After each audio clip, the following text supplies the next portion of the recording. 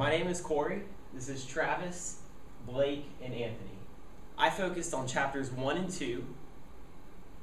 Travis? What's on chapter 3? Chapter 4.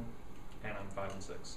All right. In chapter 1, Reich starts out with giving a brief history of the United States economic system from about 1900 up until the 1970s.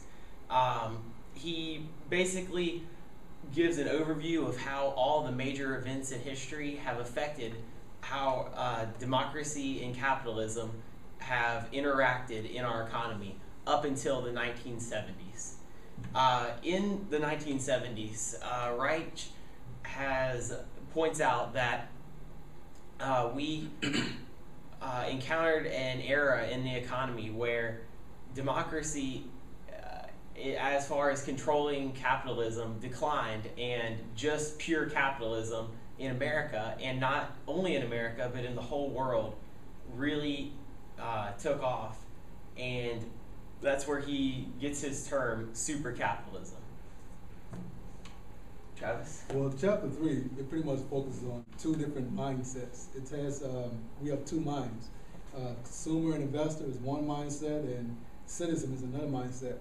I just want to read something to you. From this book, chapter 3, page 99, it says, you and I are complicit. As consumers and investors, we make the whole world run.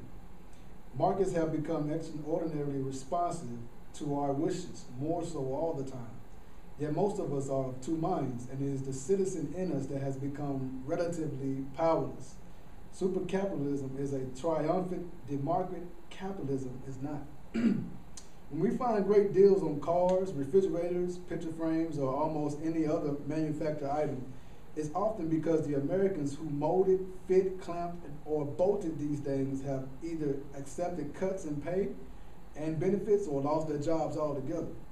Now, their pay drop on their job vanished because of what we desired. We wanted low prices. For instance, Walmart. We get low prices at Walmart, but in order for Walmart to get these low prices, to lower their prices, they had to cut costs versus wages or anything like that.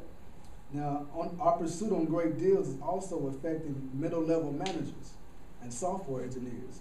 In September 2006, for example, Intel announced it would cut 10,500 jobs. That's about 10% of the workforce.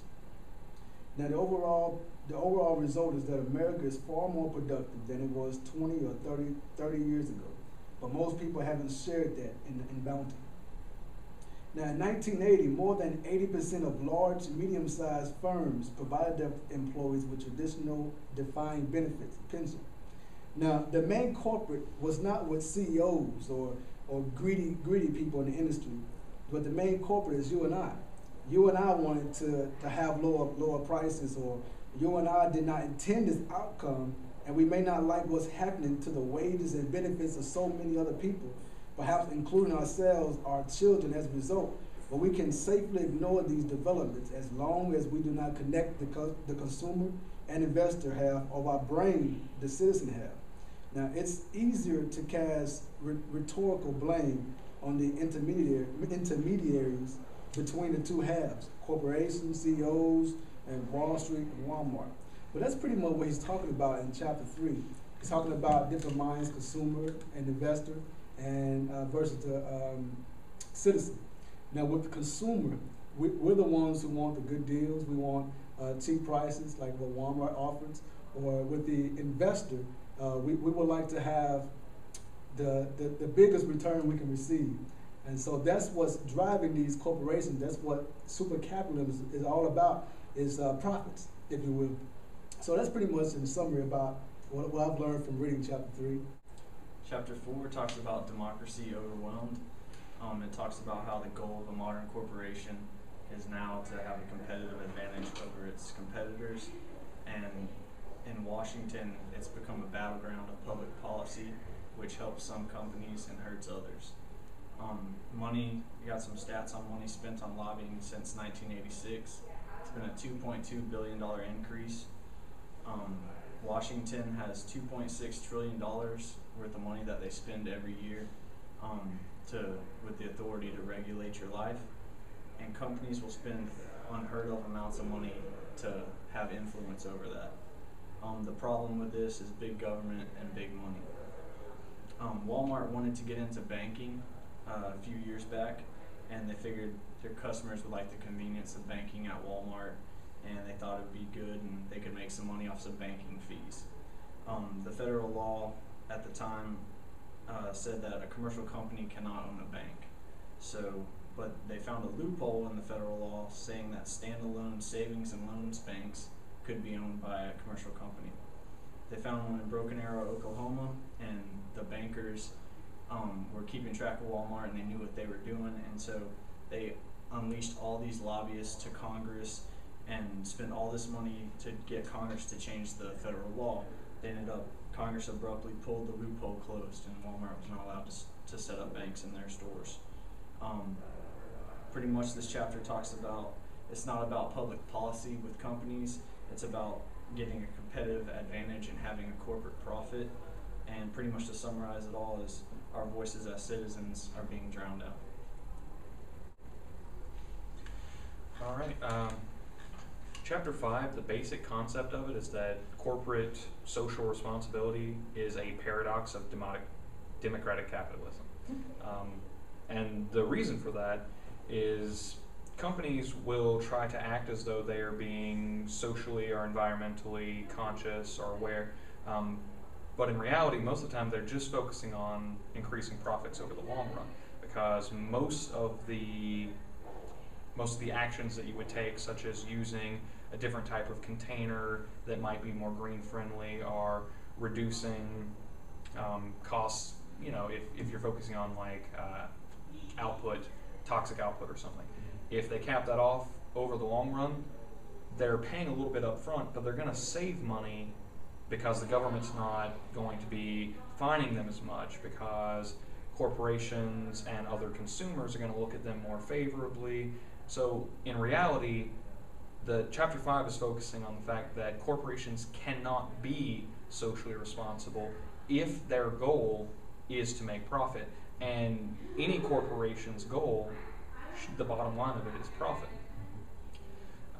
So to credit corporations with being socially responsible is to stretch the term to mean anything a company might do to increase profits, if it also happens to have some beneficent impact on society, is socially responsible. And so basically where it goes from there is it also points out that investors and consumers are similar in that they, just like corporations, do not care enough about social responsibility to sacrifice their money. So one of the examples it was talking about is dolphin safe tuna. On average, dolphin safe tuna was 3 cents a can more expensive.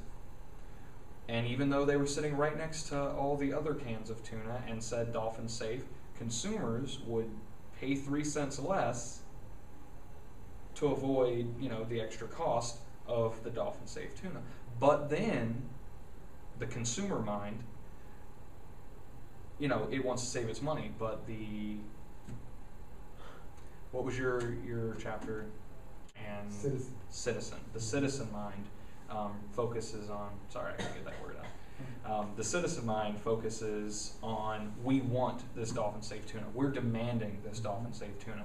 We're going to make corporations feel bad if they produce tuna that's not dolphin safe. We're going to have people march on them and hold signs and picket lines and etc. But when we have the opportunity to actually buy the dolphin safe tuna, the majority of us ignore it and don't. Basically, chapter 6 is the conclusion of the book, and what it focuses on is that the purpose of capitalism is to ensure great deals for consumers and investors. The purpose of democracy is to accomplish ends that we as ourselves as individuals cannot accomplish.